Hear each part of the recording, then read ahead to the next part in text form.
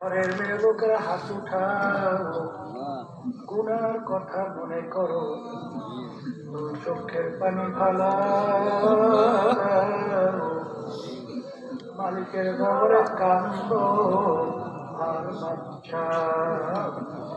যদি কান্না না আসে মনকে বুঝাও রে মন, একদিন এই ঘরের দরজা দিয়ে নতুন বউ হয়ে উঠছি রে মন।